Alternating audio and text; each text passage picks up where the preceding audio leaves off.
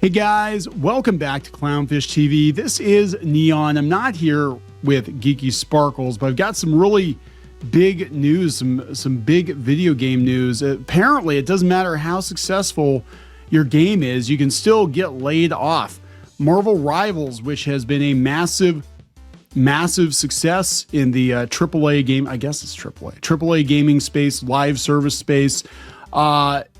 I mean, it's been one of the biggest successes of the last 5 years, right? And the team just got laid off.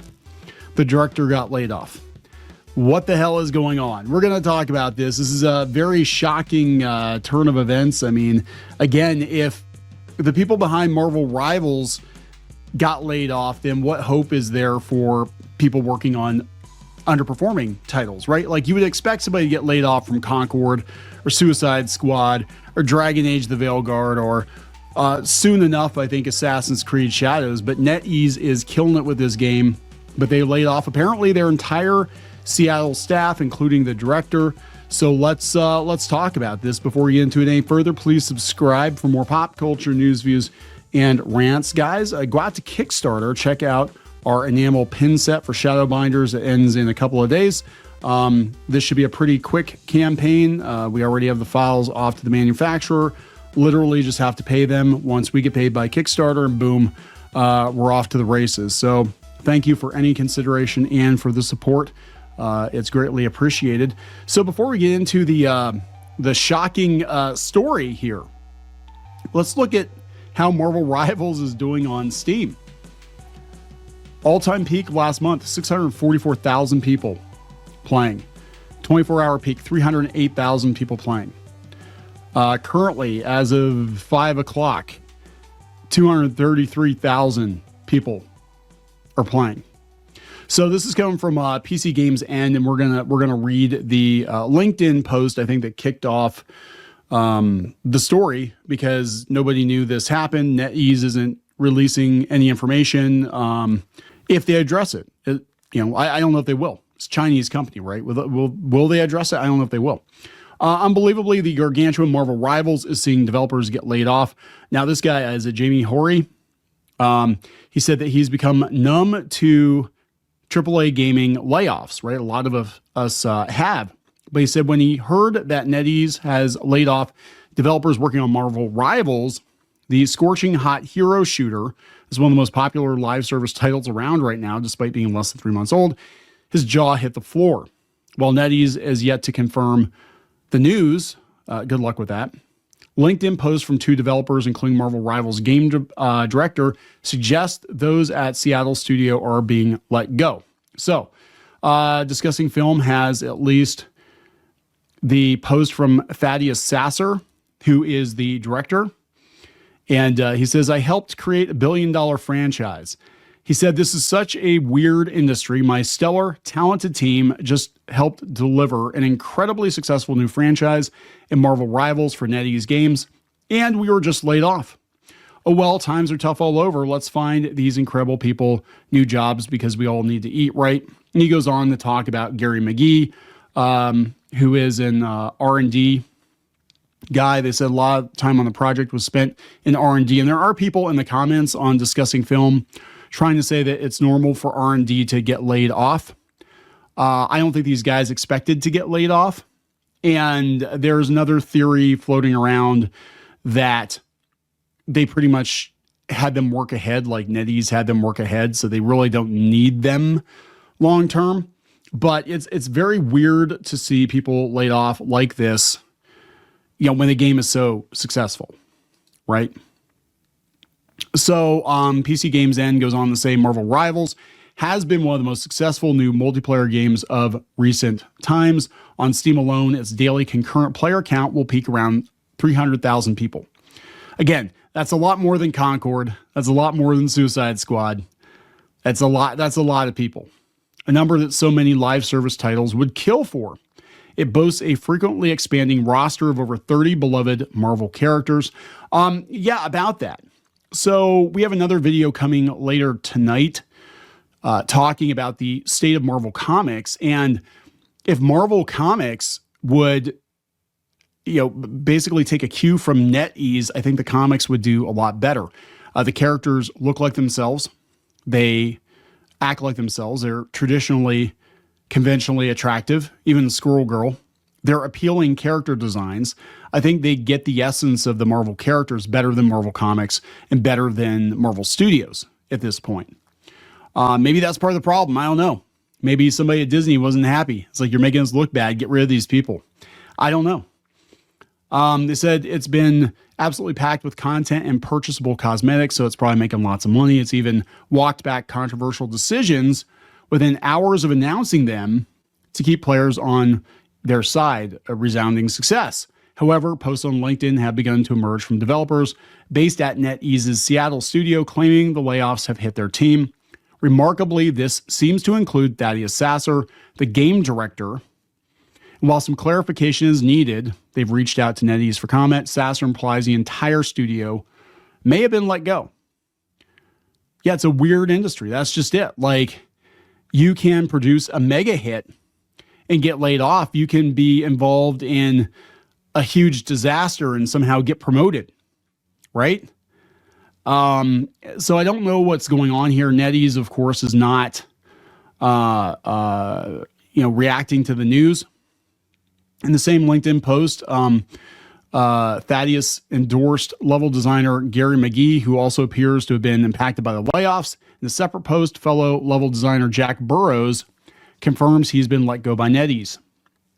It seems like a pretty incomprehensible move given Marvel Rivals' initial success. Maybe Marvel Rivals isn't generating as much money from battle passes and cosmetics as experts have predicted. No, I think it's doing really well.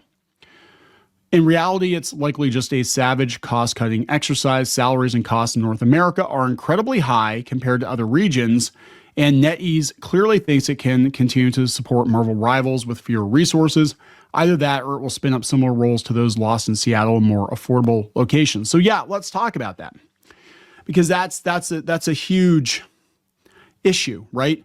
Even if they've done an amazing job with this game, Seattle is expensive. And we talk about this in regards to the animation industry in Hollywood, that in some ways is probably cheaper for them to outsource to other states or countries than it is to keep everything in Hollywood, right?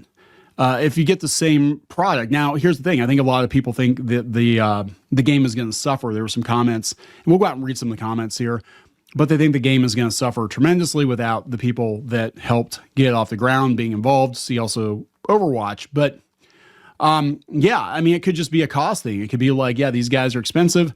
We can have people in like the Philippines churn out new characters or new concepts or new levels or whatever, and we've got enough to coast on for the next couple of years. We don't need expensive Americans. I mean, I don't know. They said the layoffs come just a few days before the second half of Marvel Rivals Season 1 kicks off on Friday, February 21st. A big update will add two new characters, The Thing and the Human Torch. Another Seattle-based studio that was backed by NetEase, Jar of Sparks, confirmed it was halting development on its debut game due to financial constraints. So yeah, it looks like they're just pulling out of Seattle, right? But it's shocking to see a game that's this successful have layoffs this early. You know, here's the discussing film post, and here are some of the reactions to it. Only in the gaming industry can you make a wildly successful game, one of the biggest hits in recent memory, and still get laid off and fired. The gaming industry needs to crash at this point. Nothing else will wake these corporations up. I don't know. You know, I think they're walking it back. They're trying to make games as cheaply as possible, and that might have actually factored into this. They said this guy says they're going to be hired to make DC Rivals now. This person here says, does this mean the game is going to get progressively worse from here on out? Not saying that it's bad. It's a great game right now, but wouldn't firing the developers who have been great from the jump be counterproductive? This person says makes no sense at all. Easily one of the most successful games right now.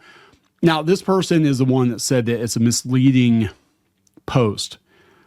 He says misleading. R&D guys from different branches get laid off all the time in gaming. When a project's idea is fully realized or completed, going to have little to no effect on the future of the game. That might be the case, but they sounded like they were broadsided with the layoffs, right? And we're also talking the game director.